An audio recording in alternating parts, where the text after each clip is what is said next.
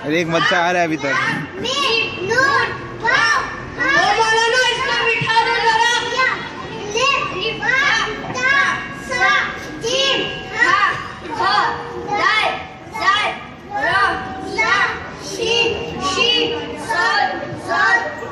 दो दिन किधर थी? मौलाना मेरा एग्जाम था इसलिए मेरी मम्मी ने बोली क्या तू थक गई इसलिए तो आराम कर ले।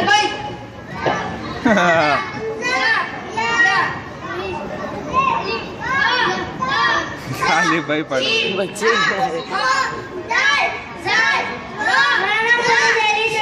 शॉपिंग पे जाना है। 5 दिन बाद तो है, अभी तक तेरी शॉपिंग खत्म नहीं हुई। चल फुट।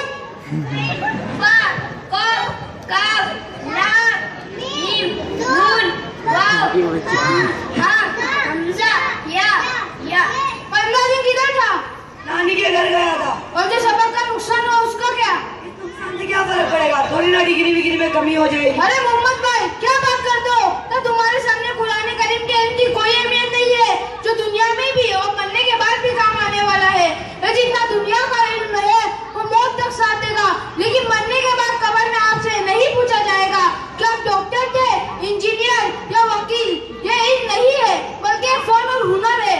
और कुरान तो वो कलाम है जो खुद अल्लाह की जात से निकला।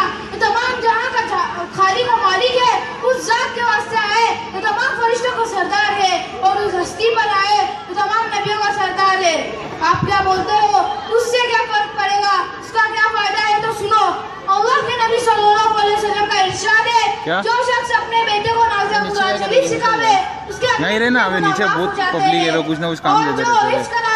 उसे कयामत के दिन चौधरी रात की चांदनी में मुशअबे उठाया चौधरी नहीं चौधरी चौधरी रात की चांदनी पढ़ना शुरू कर। जब बेटा एक आयत पढ़ेगा तो बाप का दर्जा बुलंद किया जाएगा। और दूसरी जगह ये आयत है दादाजी जो शख्स वो लास्ट में वो और उस पर अमल करे उसे ताज पहनाया जाएगा जो नूर से बना होगा, और उसके वालिदैन को तो ऐसे जोड़े पहनाए जाएंगे तमाम दुनिया उसका मुकाबला नहीं कर सकेगी। सुन रहेगा उसे कुछ तो बोल। ये अल्लाह ये जोड़े किस शिले में है? तो इरशाद होगा तुम्हारे बेटे कुरान शरीफ पढ़ने के बदले में ना तो कुछ शिले में। तो मोहम्मद भाई सोचो, माँ बाप का ये एजाज है तो खुद पढ़ने वाले को उस जिंदगी में क्या मिलेगा जो कभी खत्म नहीं होगी? वहाँ की इज्जत हकीकी इज्जत है और जिल्लत हकीकी जिल्लत। ये दुनिया तो चंद रोज की है।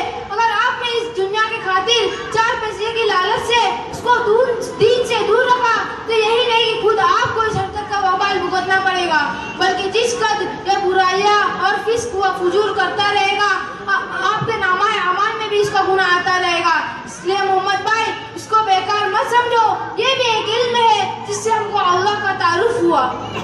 अरे मौलाना आपका बहुत बड़ा एहसान हुआ, वरना अब तक तो मैं इस दीनी इल्म को बेफायदा ही समझता रहा। अल्लाह मुझे माफ़ करे।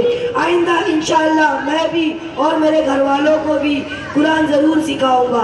अस्सलाम वालेकुम वरहमतुल्लाहि वबरकातुहू। अभी हमारी अभी क्या है? अभी और है और बाकी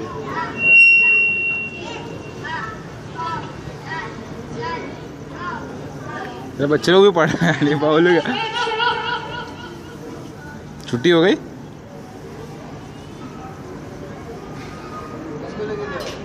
क्या उसके 2 बच्चे हैं ना? कहाँ जाने का है?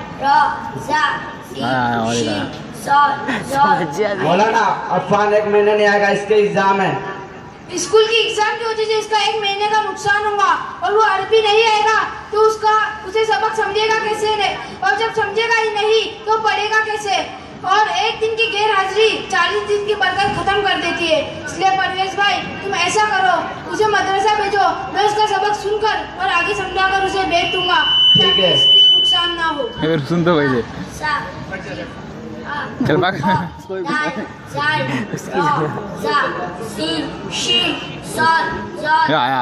बुड्ढे चीजा है चीजा है।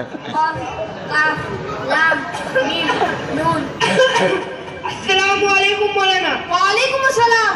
आओ अमानुल्लाह चाचा आओ, बहुत दिनों बाद क्या कर रहे हो? मौलाना इनका एडमिशन कर दो यार, परेशान कर दिया है।